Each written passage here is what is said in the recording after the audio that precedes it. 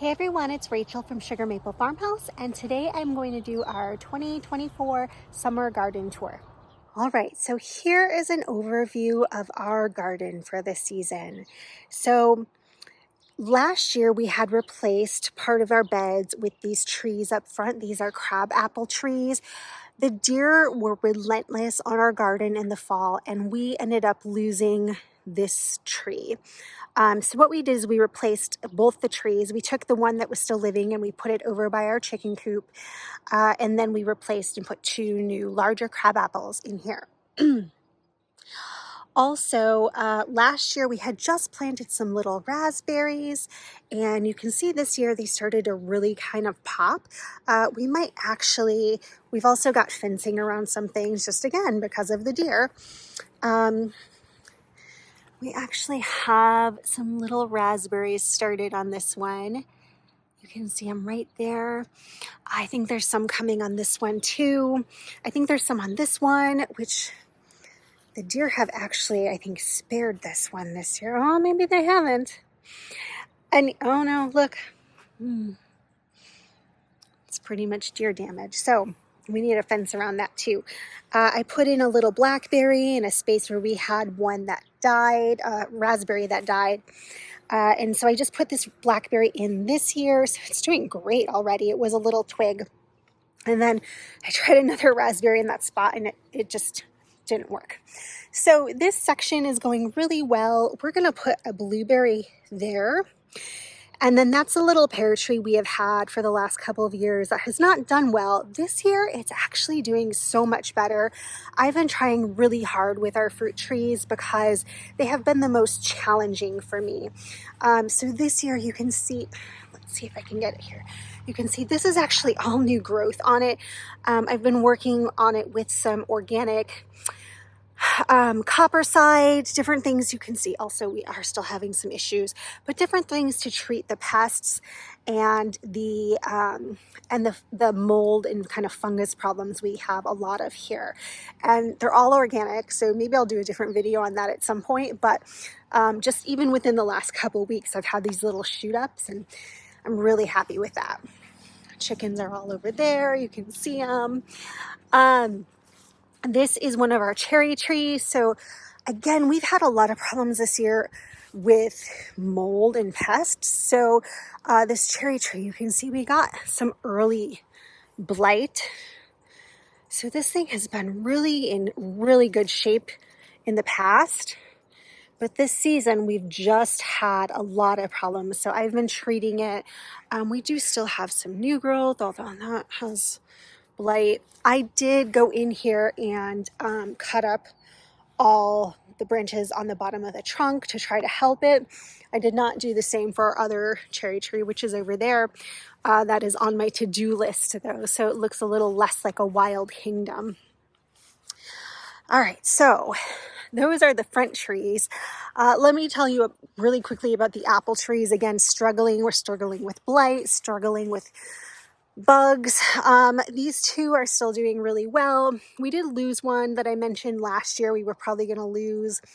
The back two this season have really been struggling, which I think is actually something I did to them, which maybe we should do another YouTube on trees a different day. So let's get into the guts of the garden though. So here is everything this year, and it's growing so wonderfully. I really got the greenhouse functioning like I wanted it to this year, and I've just been really, really happy with the way everything is happening in here.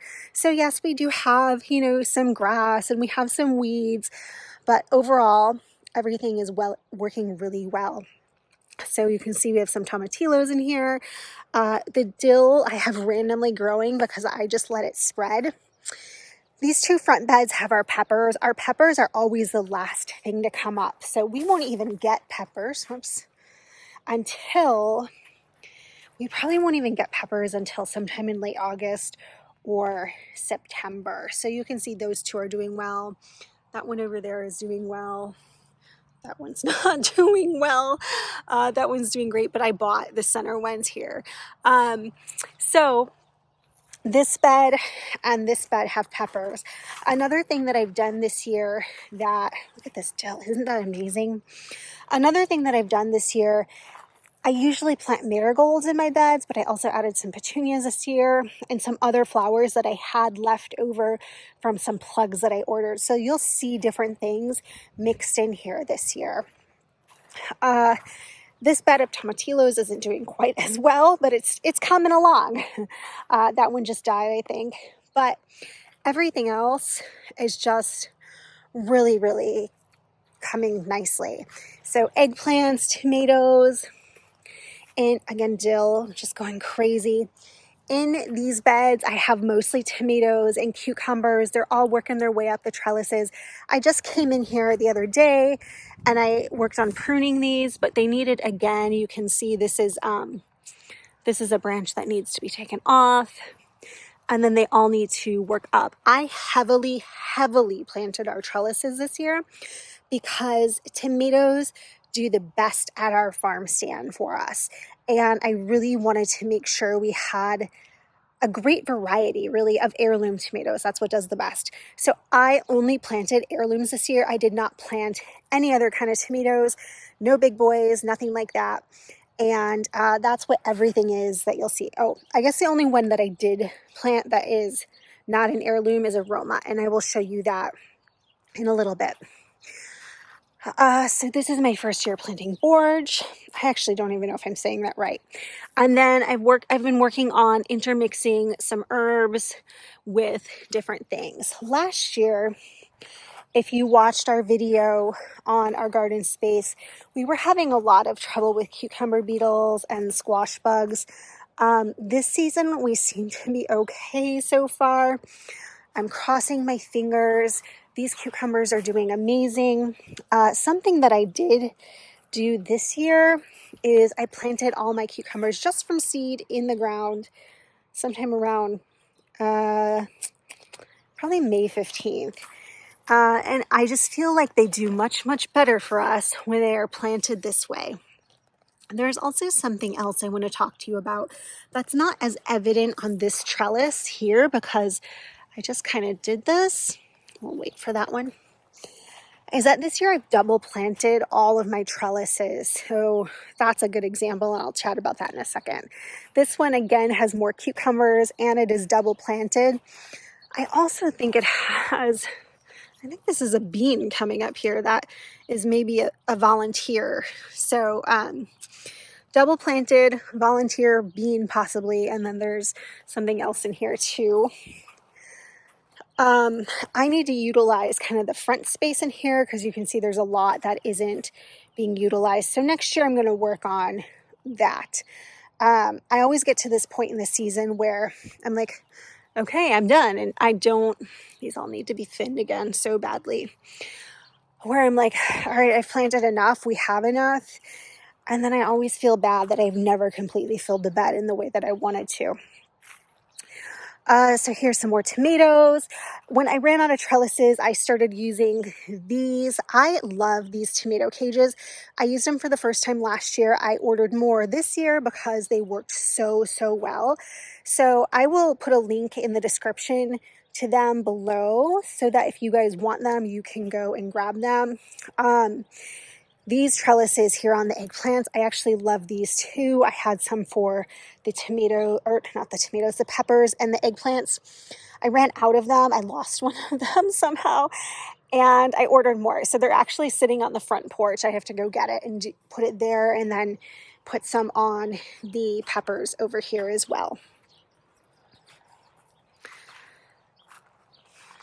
Right, so these trellises, this one, the center arch there, and then the far center arch had been double planted. So these ones, I have to come and tie these up, but these ones had tomatoes and originally peas on them. All four of these beds along here had peas.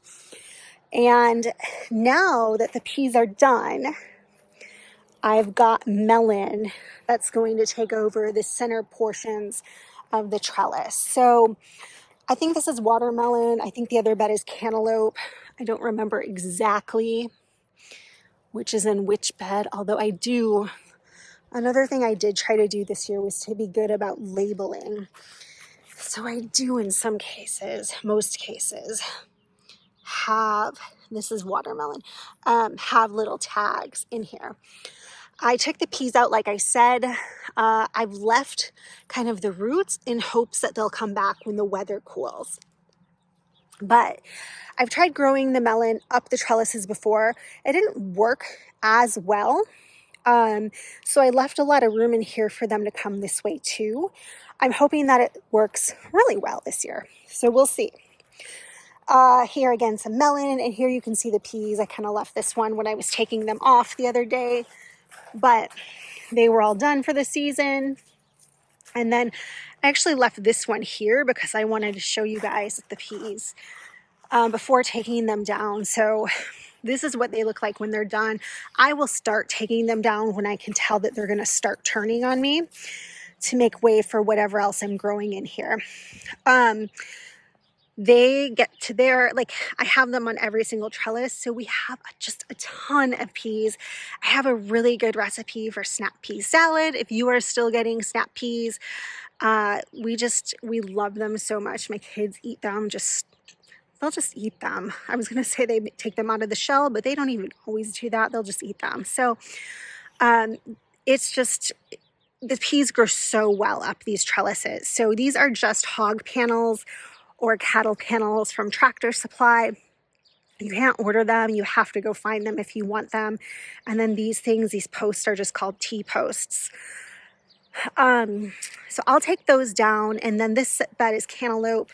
So the cantaloupe will end up going, you can see here, I've got to get this one off because the cantaloupe is trellising right on over at this point.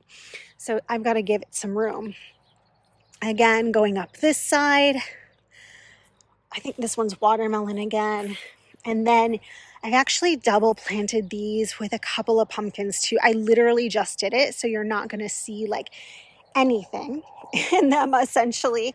But I wanted to see if I could get them to work with the watermelon. I know that most people think you cannot, but here's why I'm thinking I might be able to. Because tomatoes and gourds and things like that are not supposed to grow well together. And yet, this is a volunteer. It's from last year. I had spoon gourds here, and they seem to enjoy this space. My tomatoes are also doing fine in this space. Technically, you are not supposed to always put them together because they both are heavy feeders, but in this case they're working, so I'm just gonna leave it. This is milkweed, which is great for monarchs, but it is poisonous to people, so it grows here pretty it's pretty proficient here. So I will be pulling that one out because I just don't want it mixing with our food. Again, I have to get back in here and trim all these. I can't believe it's only been a week, and all of them are just going crazy again. Let's see if I can.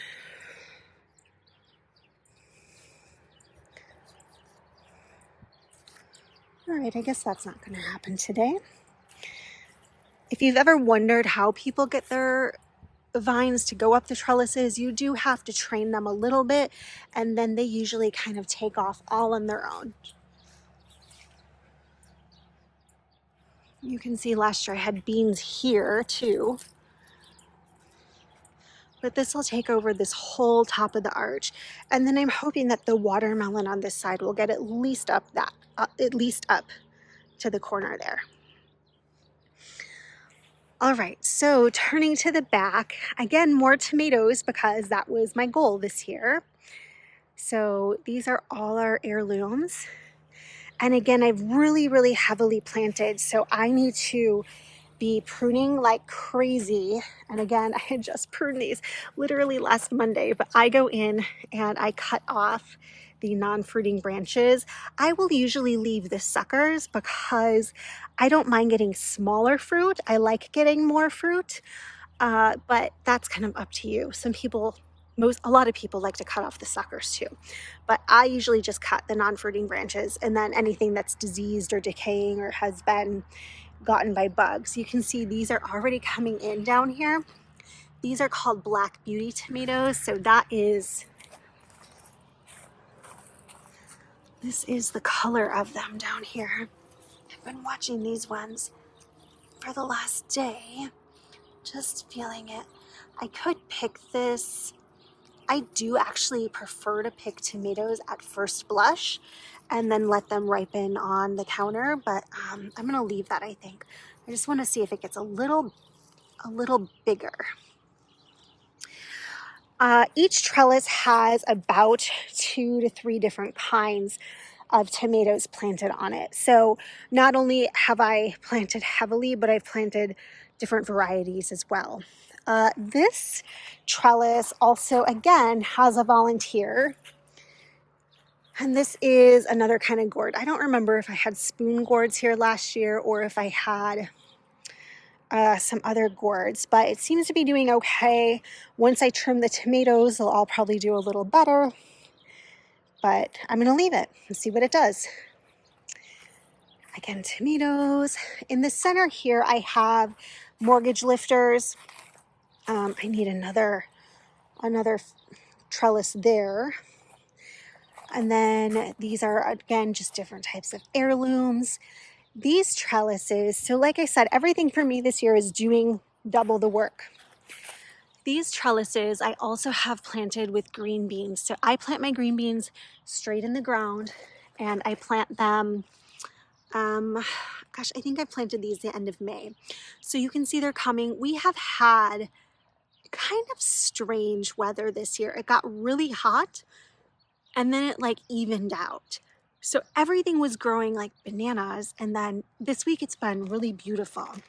So the green beans will start popping even more once we get really hot again, which I expect to be coming in the next week or so. More mortgage lifters. I had a third and I didn't think it was gonna make it, but it looks like it's like, I don't know. That might just be grass. More heirlooms, more heirlooms. I have tons of basil planted throughout, and like I said, just tons, a bunch of different flowers this year that I really, really love, like the look of with the whole garden.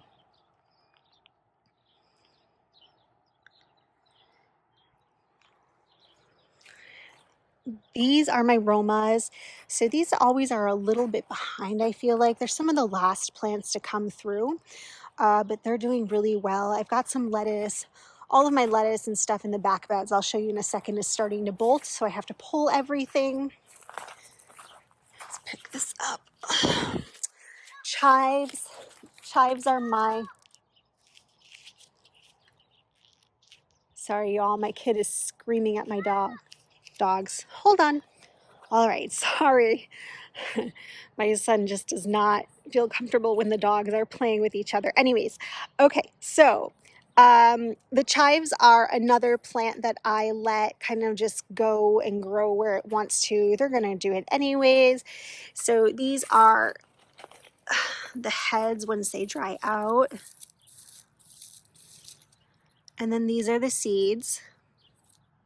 So I could harvest those, but they will also self-seed.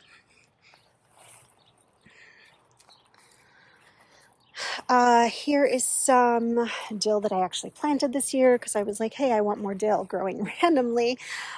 Just a bunch of different herbs with my zucchinis. I am growing my zucchinis up. I have mentioned that this is how I grow them. So far this year, we've been lucky with different pests and things like that. But this one I will probably take off in the next day. We are starting to just get our zucchini going here. So basically, to grow them up, I just tuck the leaves under here, and then so like that leaf that has a lot of bug damage, I'll go and cut off. This one's got some powdery mildew happening, I'll go and cut off. And then I'll really cut off anything that's growing below the zucchini line. So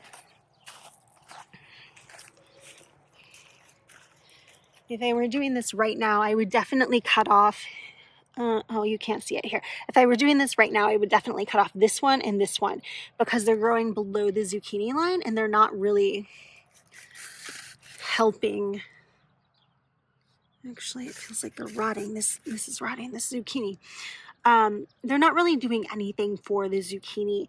The ones at the top are bringing in the sunlight and changing it to food, and then the zucchini is taking that in, and the leaves below, they aren't even shading the fruit. So that's how I like to grow them. You can see this one's growing up nicely as well. Ooh, that one over there is really nice and ready, I think, almost. So those are growing really, really well. Again, this is my first year growing this, but it's a prolific grower, and the Japanese beetles, it seems to really work as a trap for them. This is borage. You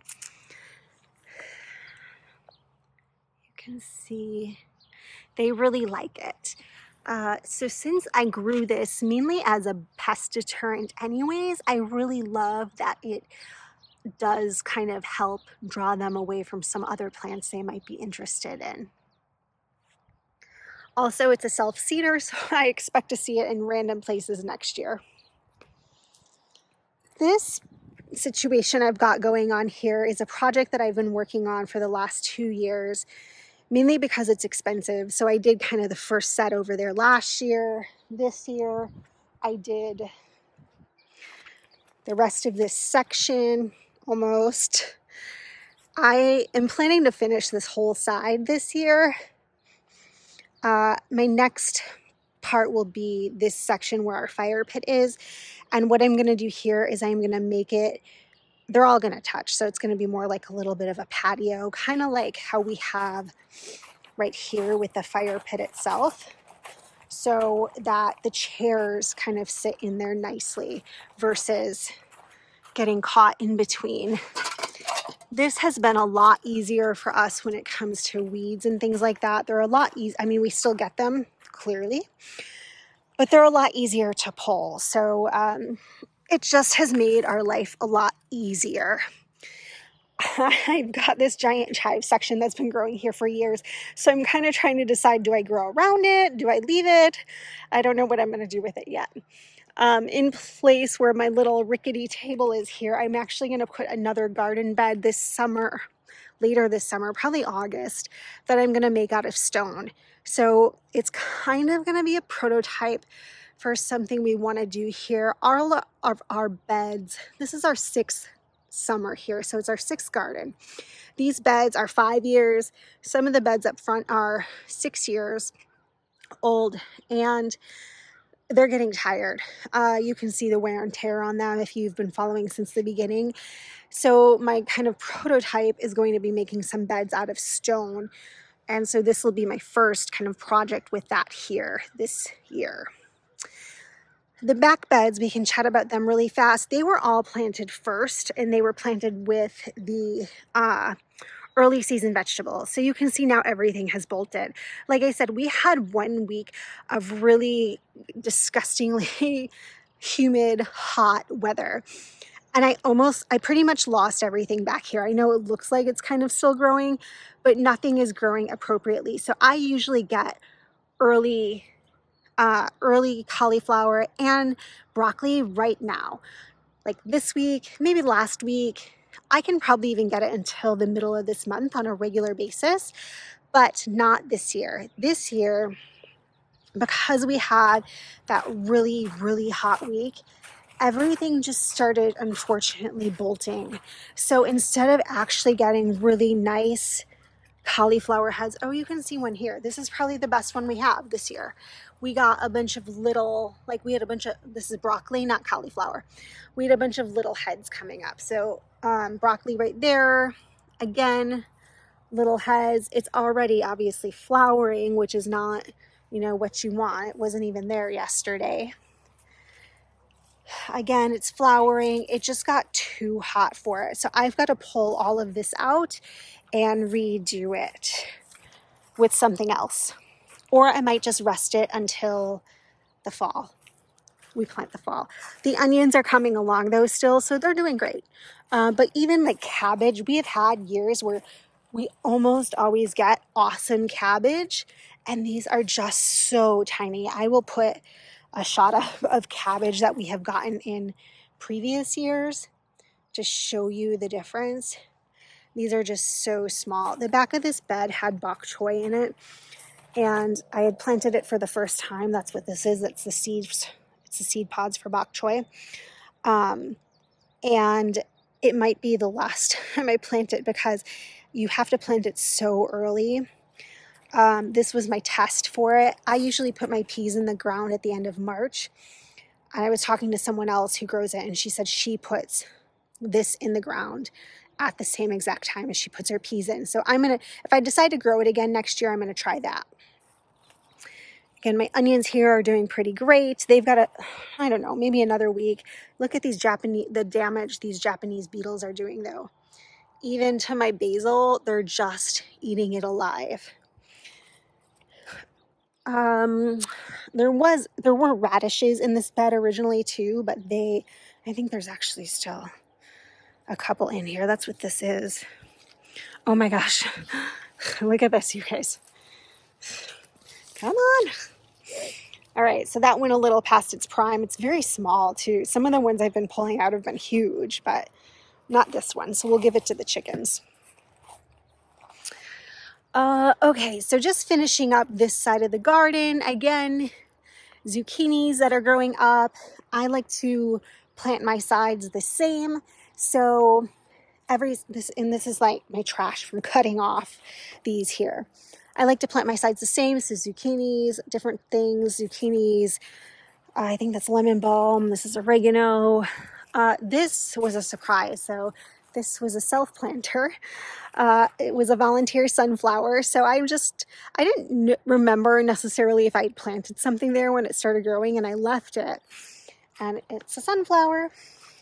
Again, on this side, it's the Romas growing slowly and a head of lettuce that needs to be pulled. The Romas, we usually don't get them here until mid to end of August. So I'm not worried about kind of the size of these plants at this point.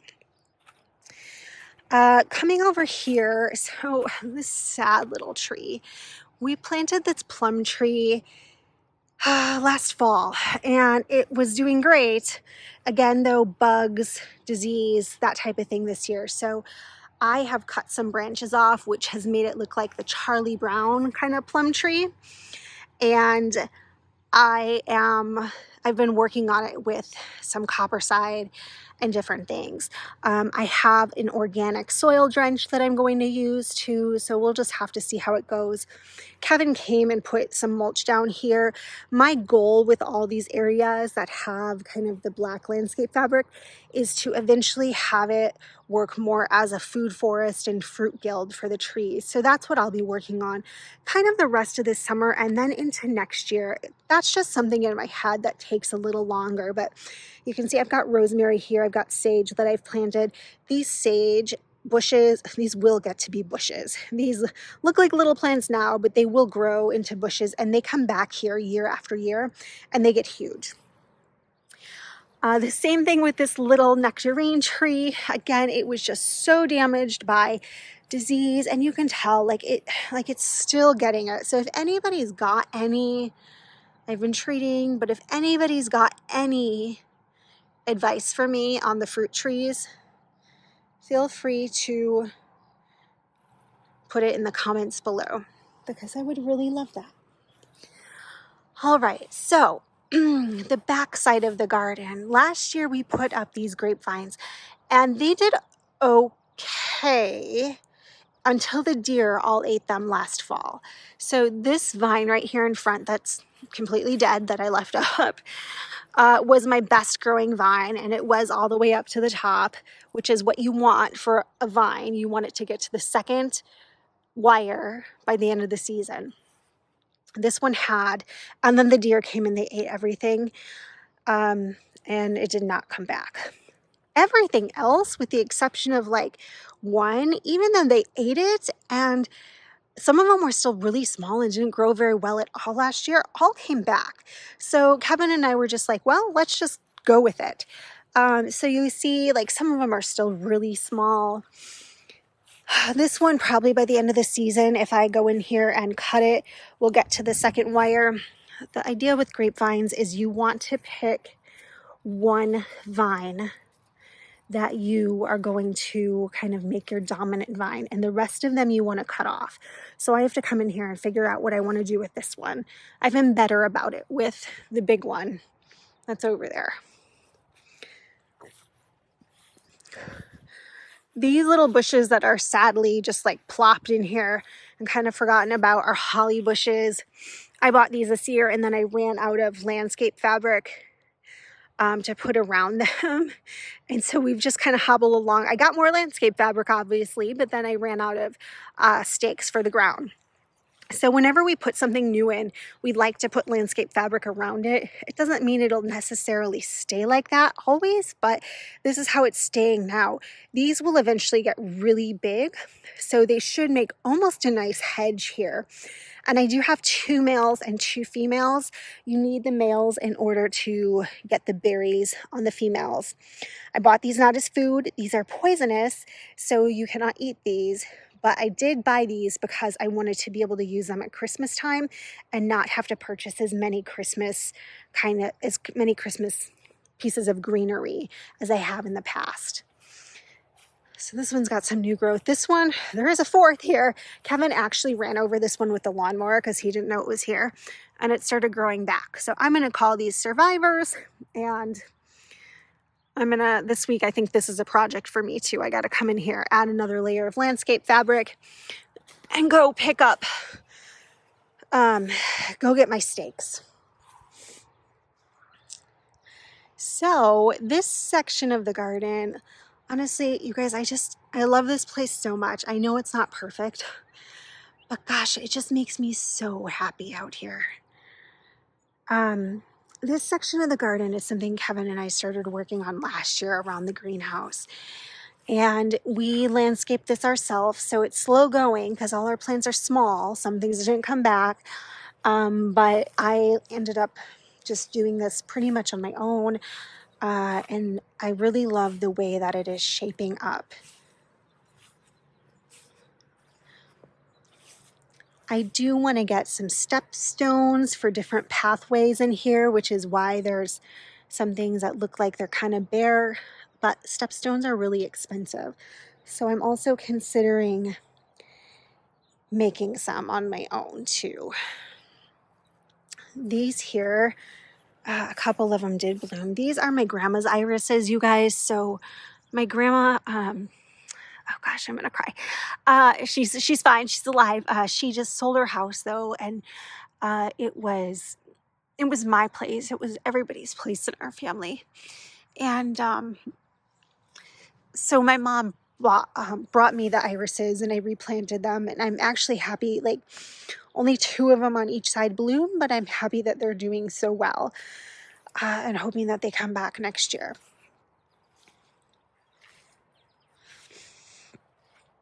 I promise I will show you the inside of the greenhouse at some point. It is a total disaster in there right now. I really have to do it in the spring because any other time, once I'm done with it, it's just too hot to go in there. Oh, the back porch here is a total mess. Hold on. I will be right back. I'm going to go pick up some things. Hold on. All right. So, again, I have just worked on landscaping this area. We added more this year. Everything is still small, but you can probably see the vision. I hope you can see the vision. I am working to make it a little bit more just cottage garden-y. Again, there will be like a path going there. This part we're going to fill in. This rose bush we moved from up front, so it's just coming back. It actually is doing really well. But all of this, like this whole space, I just love. We had a very small sugar maple there, and we lost it this spring, so we just replaced it with this beautiful one. Same thing with over there. We had one that the deer ate. So I love this space. Like, Kevin and I just worked so hard on it, and like I will try to find the photos of what it used to be and show it to you, so like you understand kind of how much has gone into even just making this like look this subpar, I guess.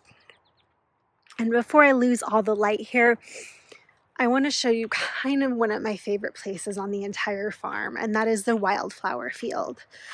So I talked about this space last year, and I didn't think it was going to happen because we were having a drought last year.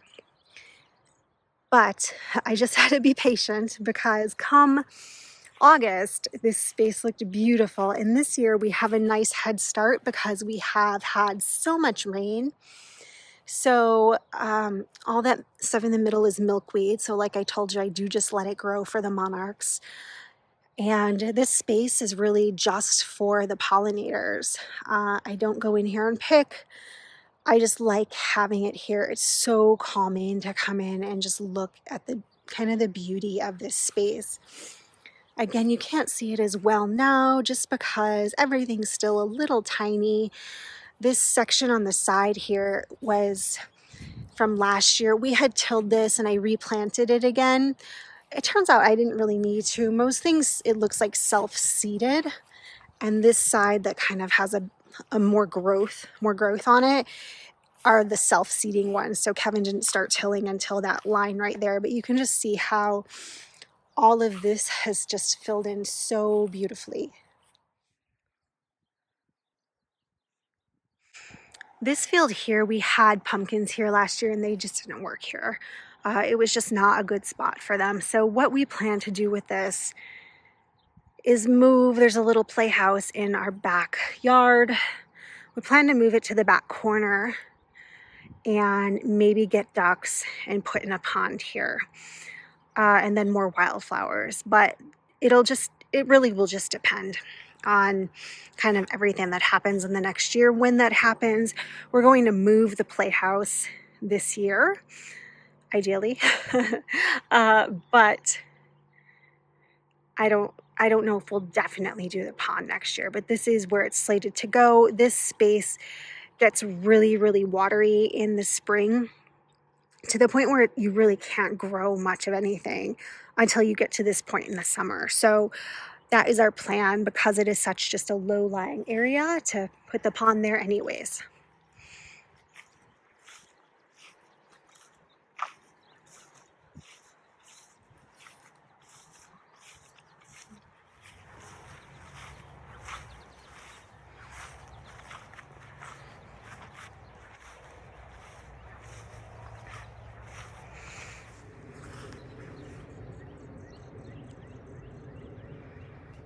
Thank you guys so much for following along today. I hope that you enjoyed my summer garden tour of 2024. If you have any questions or comments, please leave those in the comment section below. I will put links to, again, some of those trellises in the description below, and I'll do a blog post on the garden too, and when that is ready, I will leave it in the description below as well. Please click the subscribe button so you can follow along with everything we're doing here at Sugar Maple Farmhouse, and I look forward to seeing you again. Have a great night.